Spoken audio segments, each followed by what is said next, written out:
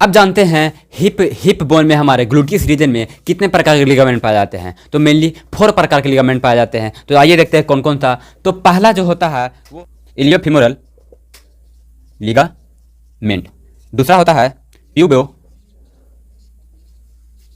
Femoral ligament, तीसरा होता है इस्कियो फिमोरल, सभी बोन का नाम ही है, उसी के पर लगा के लिगामेंट का नाम दे दिया है, मेरा राइटिंग पे नहीं जाइएगा। उसके बाद जोना ये थोड़ा डिफरेंट है, ऑर्बिक्युलरिस ORBICULAरिस।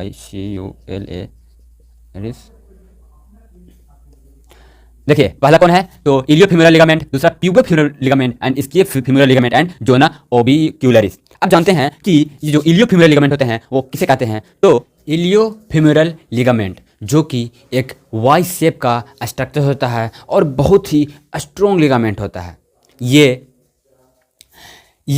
वाई शेप लिगामेंट होता है जो कि प्रिवेंट करता है हाइपर एक्सटेंशन ऑफ हिप। हमारा जो कूल्हे का बोन होता है कहीं वो हाइपर एक्सटेंशन ज़्यादा होने से रोकता है। अगर लिगामेंट नहीं रहेगा तो मेरा हाइपर एक्सटेंशन होने शुरू हो जाएगा, जिसके कारण हमारा पैर ऊपर की ओर नीचे की ओर घूमते रहेगा, पूरा जिधर मैं उधर घूमेगा, सरकमडक्ट करने लगेगा बिना मतलब के।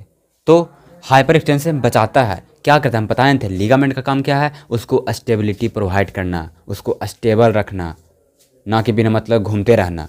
तो हम क्या लिख सकते हैं कि a strong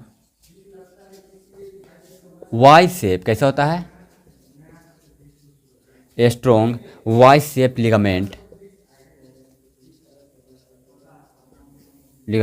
that prevent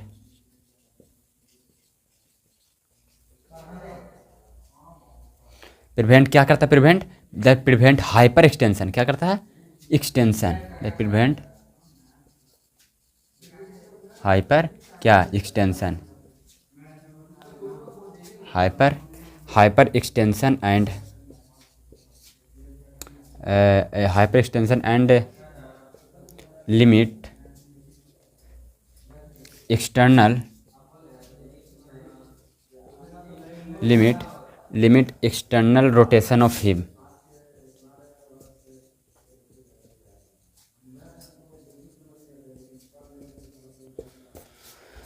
a strong why shape ligament that prevent hyper extension and limit external rotation. Limit में एक्सटर्नल रोटेशन थोड़ा लिमिट में करता है, ज़्यादा नहीं, हाइपर नहीं करता है, लिमिट में करने का काम करवाता है। ये कौन, तो इलियोफिमोरल लिगामेंट।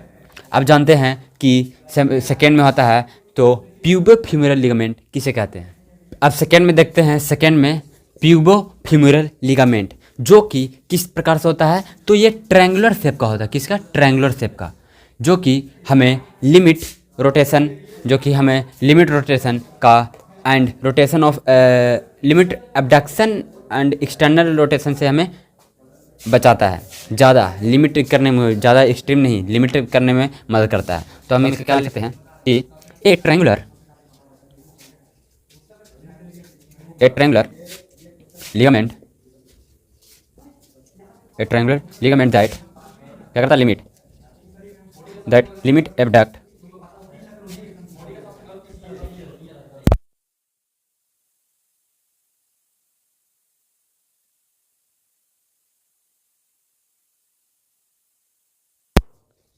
एंड एक्सटर्नल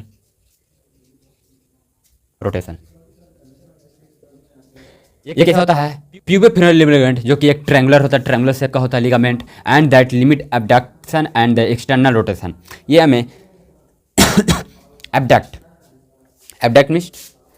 मतलब देखिए ये हो गया एब्डक्ट। अब ऐड मतलब ऐड की इधर काटा, तो जैसे कि हमारा जो पैर होता है उसको एब्डक्ट करने में, जैसे पैर, जैसे हमें मान लीजिए पैर है तो ये एब्डक्शन करने में, ये लिमिटेड एब्डक्शन करने में हमें हेल्प करता है। जैसे यहाँ तक गए तो यहाँ रोका हमको, तो कौन सा लिगामेंट हमको रोक रहा है, जब पैर हम इसे एब्डक्ट करते हैं तो हमको रोकता है, तो उसको कौन सा लिगामेंट करता है, तो प्यूबोफिमोरल लिगामेंट करता है। एंड एक्सटर्नल रोटेशन, इंटरनल नहीं एक्सटर्नल रोटेशन में हमें हेल्प करता है। अब तीसरा हम जानते हैं तो चलिए तीसरा हम देखते हैं इस्कियोफीमरल लिगामेंट। अब जैसे कि प्यूबोफीमरल लिगामेंट जाने थे कि एक्सटर्नल रोटेशन को वो लिमिट करता था, तो इसमें उल्टा होता है, ये इंटरनल रोटेशन को, अगर ज़्यादा इंटरनल रोटेशन हो रहा है तो उसको स्टेबल करेगा कि नहीं, तुम ज़्यादा नहीं करो, नॉर्मल करो, ज़्यादा करेगा दिक्कत हो जाएगा, ठीक ना।